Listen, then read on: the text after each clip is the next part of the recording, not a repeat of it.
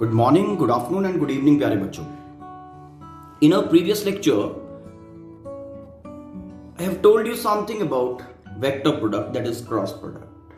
One methodology I told you how to solve that cross product or vectors product in terms of Cartesian coordinates. Now I am giving you a alternative treatment which comparatively is less time consuming. I'll say that. Okay, so let us see. A and B vectors are given something like this. Now, how to find A cross B? Just see the treatment. A cross B vector. This terminology is basically called the determinant method. What do you say? This is determinant method.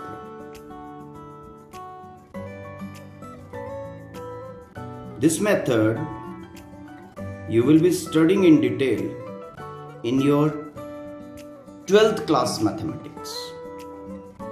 Okay? I am just taking a micro of that. Concentrate how to write.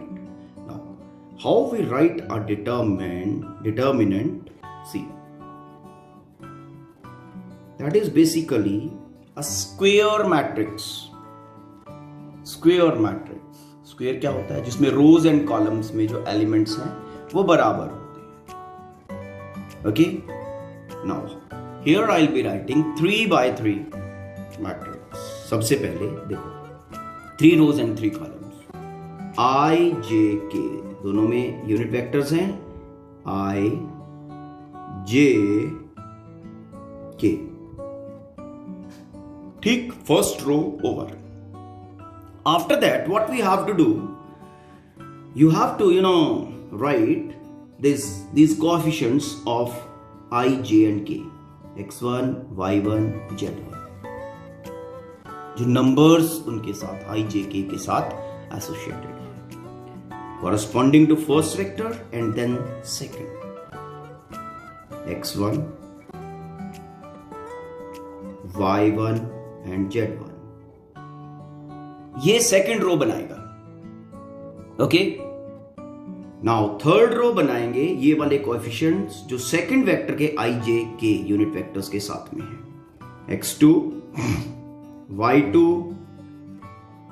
z. It's clear. Now basic work is over. Now this is basically a determinant. Okay, कितना 3x3 determinant. इसमें 3 रो और 3 column है. Horizontal rows and vertical columns. It's clear. Now how to open this determinant? See that. Now result of this opened determinant will give you directly the result of cross product. Okay, we will verify.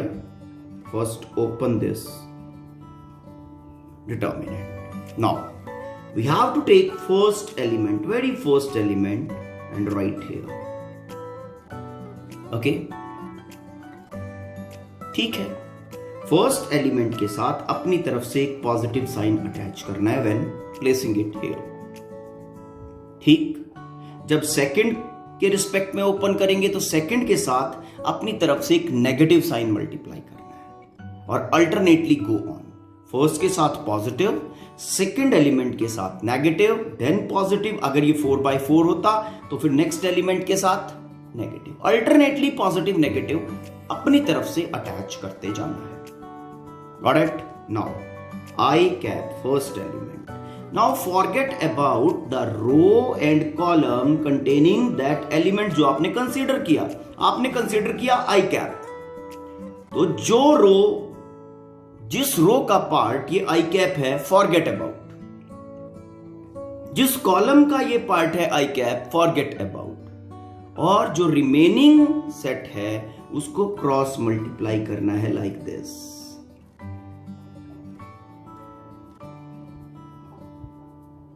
Okay, ठीक है.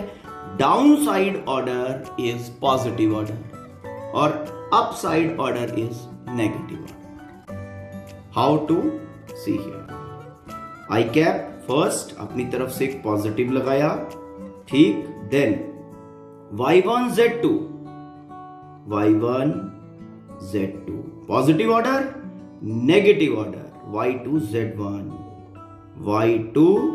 z1 it's done corresponding to first term. Now second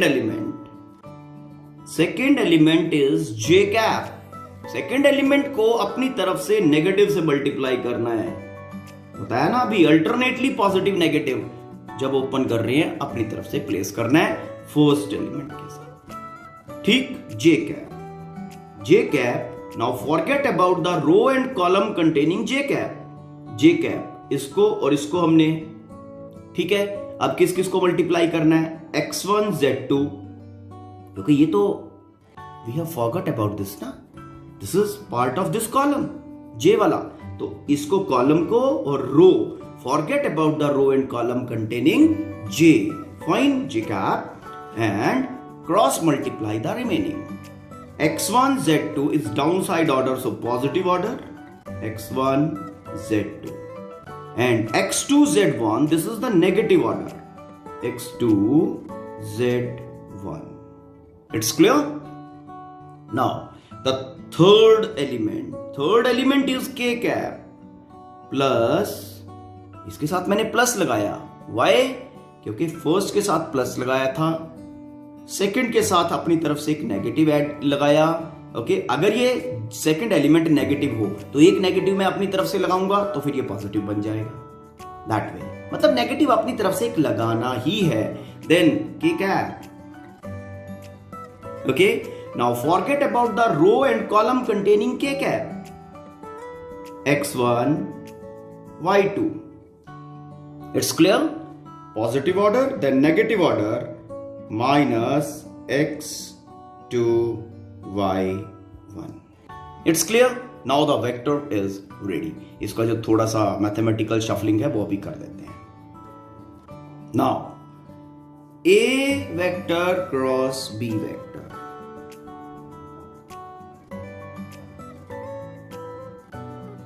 is equal to y1 z2 z2 minus y2 z1 I cap. It's clear? Now going to second term. देखो अब second term में we have negative sign, तो इसको negative को अंदर ले जाएंगे, यहां पे मैंने प्लस बनाया, then x2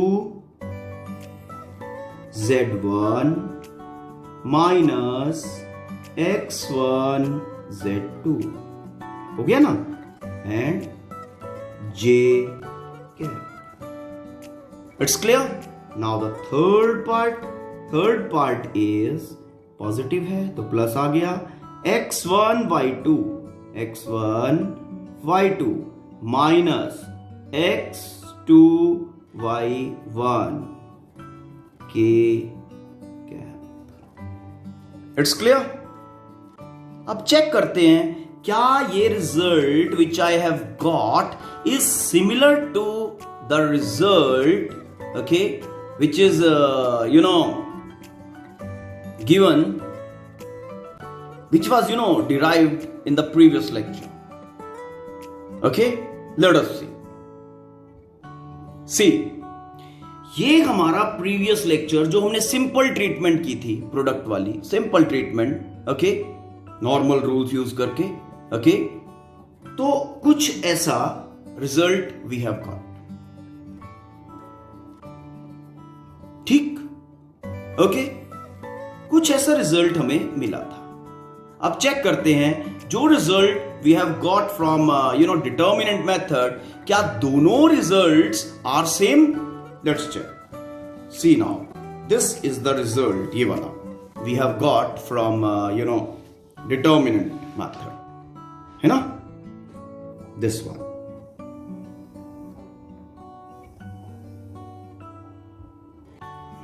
now check. See these both results. This is ये वाला.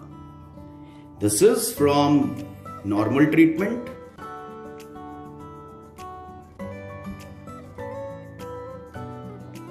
Okay, and this is when solving using determinant method.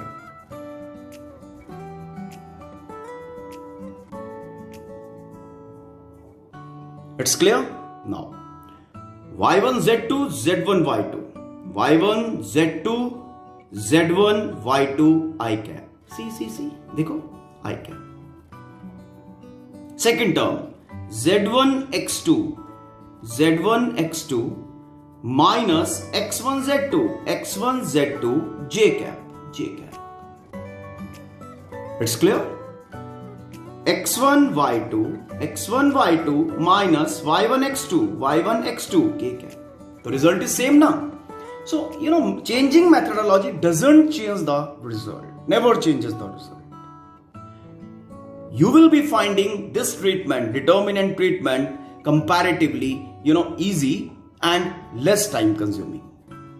Okay, so try solving the cross product using this determinant treatment. Let's take one example. Situation as given is, find unit vector in a direction perpendicular to p vector and q vector. Unit vector in a direction perpendicular to p vector and q vector. In our previous lecture, I told you this particular thing. Okay, if we want to have a vector which is perpendicular to two given vectors are p and q. Okay, और हमें कहा गया कि unit vector find करो in a direction perpendicular to p and q. तो as earlier I told you, p vector cross q vector. This vector will be perpendicular to p vector as well as perpendicular to q vector. बताया था? Yes. First calculate this p cross q vector and then उसका unit vector find कर दो. Unit vector, you know the methodology, how to find the unit vector. Okay, let us see. Now, first we are finding p cross q. P vector cross q vector is equal to, determinant form में I'll be doing. First, ijk. अब ये डरना नहीं है कि यहां पे j वाला कंपोनेंट नहीं है. j वाला कंपोनेंट इज प्रेजेंट हियर, लेकिन उसके साथ जो मल्टीपल है ना वो 0 है. ओके, तो इस कारण से वो यहां पे नजर नहीं आ रहा है. डन. तो i यहां उसको जरूर लिखना है, i j k. डन. उसके बाद कोएफिशिएंट फ्रॉम फर्स्ट वेक्टर क्या है? i के साथ इज 2, j के साथ इज 1 and k के साथ is -3. It's clear? Now for q, second vector, I, the coefficient is 1 with I. With j, coefficient, अब यहां पे j के साथ j नहीं है ना, नजर नहीं आ रहा है. It means j का coefficient is 0. Okay? And coefficient of k is 6. It's clear?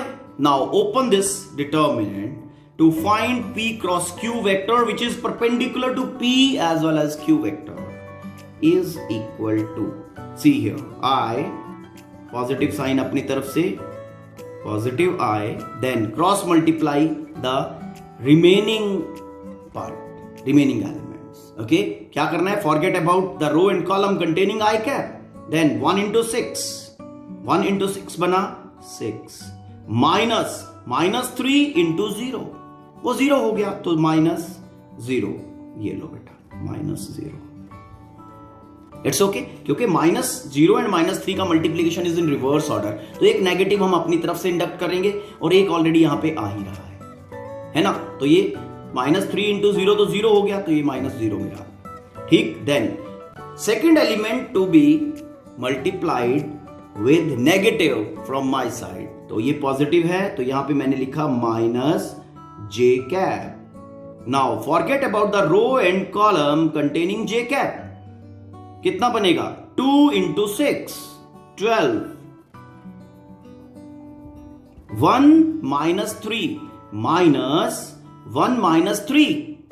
1 into -3 कितना बना -3, और एक नेगेटिव यहां पे जो ये रिवर्स ऑर्डर के कारण आएगा तो ये माइनस माइनस बना plus. Okay, and then this is 3. It's okay, done. Then third element is k cap. उसके साथ प्लस लगाना है अपनी तरफ से, k cap. Okay, k cap. Forget about the row and column containing k cap. Okay, then multiply the remaining. 2 into 0 is 0.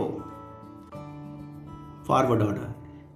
1 into 1 reverse order में multiplication है, so minus 1. Okay, तो ये वेक्टर आपके पास आ रहा है. This vector is 6 I cap minus 12 and 3 15 minus 15 j cap, और ये क्या है k minus k cap. This is your p cross q vector. Okay, this is p cross q vector and this vector is perpendicular to both p and q. The vector is perpendicular to. Now what you have to do? अब हमें इस vector के corresponding unit vector निकालना है. Question यही था ना, find unit vector in a direction perpendicular to p cross q. तो p क्रॉस q का परपेंडिकुलर वेक्टर तो हमारे पास आ गया. अब उसका यूनिट वेक्टर कैसे आएगा? Just think of, unit vector कैसे आता है? Vector divided by its magnitude. Vector is 6 I cap minus 15 j cap minus k cap divide by magnitude of this vector. magnitude कितना होगा? x square y square z square under the root. तो ये होगा 6 square plus minus 15 square plus minus 1 whole square and then उसका under root. Okay, this will be unit vector, okay, perpendicular to p vector as well as q vector. इसको solve कर देता हूं. Now this comes out to be under root 262. okay, तो इसको open कर देते हैं साथ साथ. 6 I cap over under root 262. Pause करके अपने आप सॉल्व करो. Plus minus minus 15 over root 262 j cap. Okay, and minus 1 over under root 262 k cap. It's clear? This is unit vector in a direction perpendicular to both given vectors. This is our p vector and this is our q vector. Hope you have understood the terminology. Let's take one more situation. Now the situation is find area of a parallelogram which is made using a vector and b vector as adjacent sides. A vector and b vector are given as when a and b are given like this. अब सबसे पहली बात, area of parallelogram कैसे आएगा? In previous lecture I told you, pause करके आराम से सोचो. What we need to calculate. As we know, area of parallelogram is equal to, जो वेक्टर्स पैरेललोग्राम बना रहे हैं एज एडजेसेंट्स, उनका एडजेसेंट साइड्स, उनका क्रॉस प्रोडक्ट करके मॉडुलस लेना है. Area of parallelogram is equal to this. तो सिंपली क्या करना है, इन वेक्टर्स का क्रॉस प्रोडक्ट लो, मॉडुलस निकालो, आपके पास एरिया आ जाएगा. ठीक है, पॉज करके इसको सॉल्व करो. Now these two vectors, okay, they are arranged to form a determinant.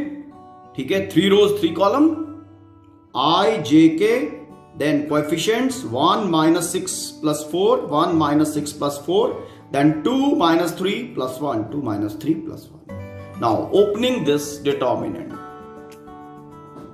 is equal to, first is I plus I, एक अपनी तरफ से पॉजिटिव लगाया, then forget about, then कितना बनेगा -6 into 1 -6, ठीक है, माइनस क्योंकि रिवर्स ऑर्डर है ना, -3 into 4, ये 4 और 3 का मल्टीप्लीकेशन जो है ये बनाएगा -12, और एक माइनस रिवर्स ऑर्डर के कारण आएगा, so it will be +12. Similarly you can go ahead, J के साथ माइनस अपनी तरफ से लगेगा, J cap. We'll get a thing of this type. Now solving this we get A vector cross B vector is equal to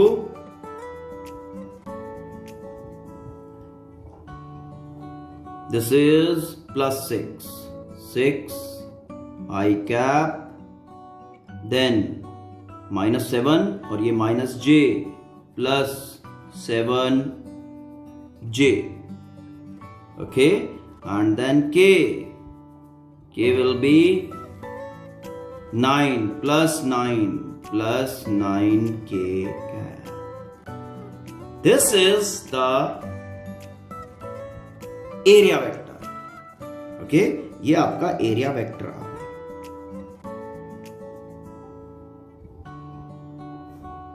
For that parallelogram. अब इसका magnitude find करना है, तो magnitude of area will be magnitude of this vector, that is 6 square plus 7 square plus 9 square and then under root. ये जो value आएगा, this will give you magnitude of area of parallelogram.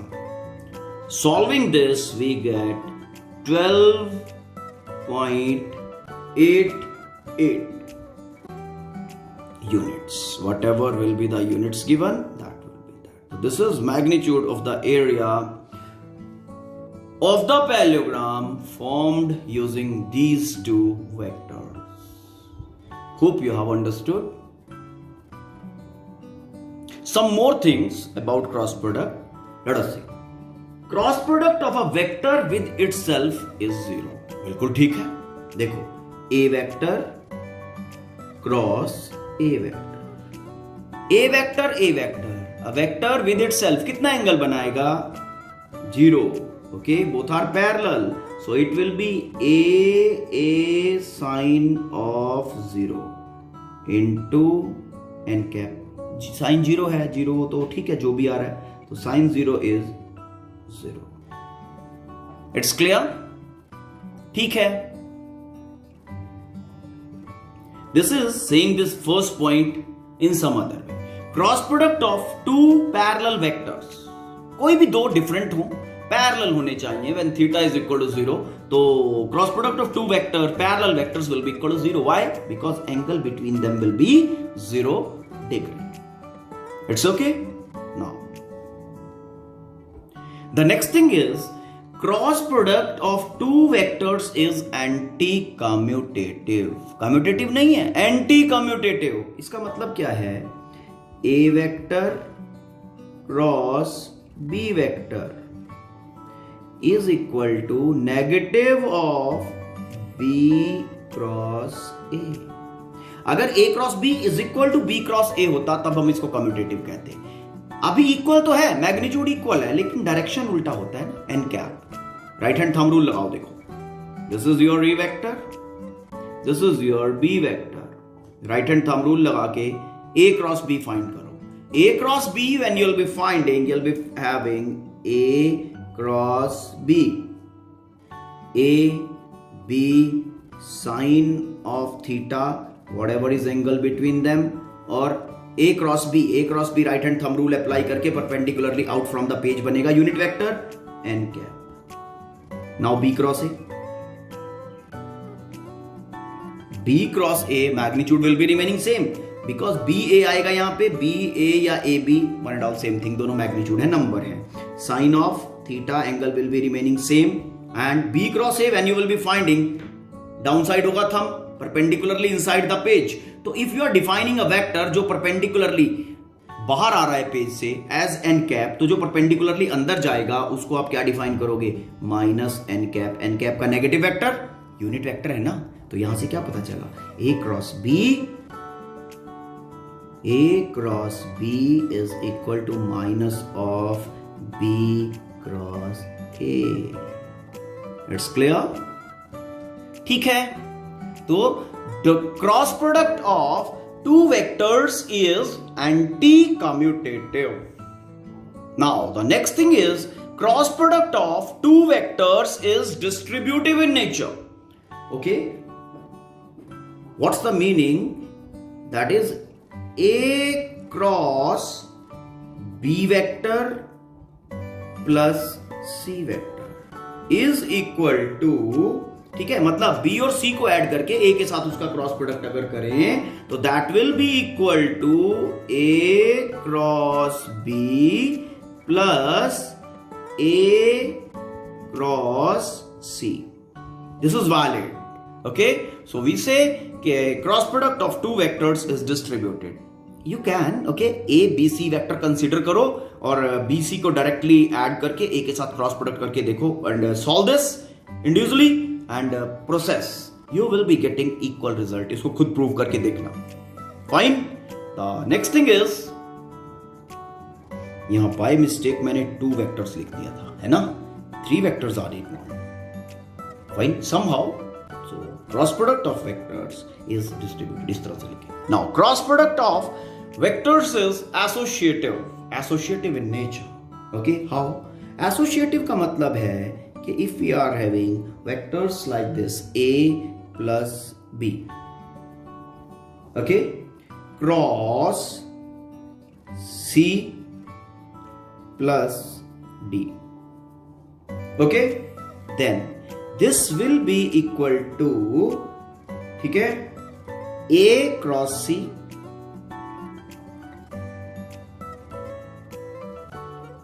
plus A cross D. It's okay. A cross C and A cross D plus 2 more terms. B cross C plus B cross D. Considering, A, B, C, D in Cartesian form, you can prove this thing also. Okay? One more thing, अगर आपको कहा जाता है you are to add this J cross something. Okay? Now, how to solve this? देखो आराम से. J cross K के लिए अब आपको बताया था, याद है वो रूल? I J K इस तरह से लिख लेना है. ओके, देन एरोज लगा दो लाइक दिस. ये क्लॉकवाइज में एरो लगाने हैं, ठीक. Now J cross K will be equal to I cap. Number 1, J cross K is equal to, first J का मैग्नीट्यूड यूनिट वेक्टर है 1, K का मैग्नीट्यूड यूनिट वेक्टर है 1. देन एंगल बिटवीन, दोनों में एंगल कितना है, J and K, 90 degree, sine of 90 degree. Okay, और साथ में आएगा unit vector J cross K is equal to I, क्योंकि एरो के डायरेक्शन में जा रहे हैं. ये लो बेटा जी. तो यहां पे जो आपको रिजल्ट मिल रहा है दैट इज I कैप. तो J cross K is equal to I cap. This is done. It's clear? I cap like this. Okay, now the second thing is J cross K cross I. Second, J cross K cross I. First solve K cross I. ठीक, K cross I will be J. This is J, है ना? कैसे? अब k का magnitude 1, i का magnitude 1, angle between k and i is 90, so it will B sin 90. 1 sin 90 1 बन गया. Unit vector बचेगा सिर्फ j cap. j cap cross j cap, j cap cross j cap. अब ये क्या हुआ? j cap cross j cap दोनों parallel रहेंगे. 1 magnitude 1, okay, then sine of 0 degree. ठीक है, साइन 0 इज 0, तो कुछ और लिखने की जरूरत ही नहीं है. तो this j cross k cross i, this is equal to 0. It's okay.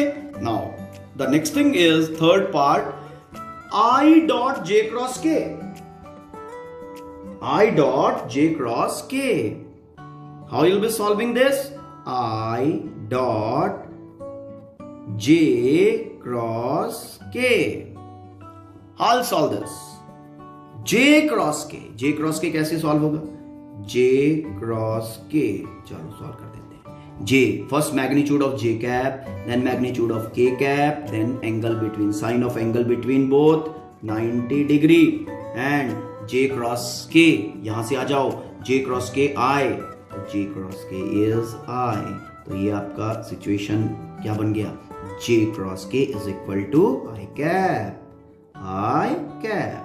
Then is i dot i.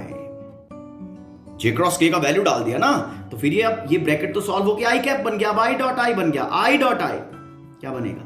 i का मैग्नीट्यूड 1, दूसरे i का मैग्नीट्यूड 1, एंगल बिटवीन बोथ क्या होता है डॉट प्रोडक्ट में? cos 0 degree. And this is equal to cos 0 is 1, okay, this is equal to 1. So i dot j cross k, this is equal to 1. Okay, hope the thing is clear. So आराम से इसको go through करना है. Okay, ठीक. You know, concentrate in every step. ये बहुत important फंडा है. Fine, so many problems can be generated from these fundamentals. Okay, so go through this. Now you know, vectors is over from my side.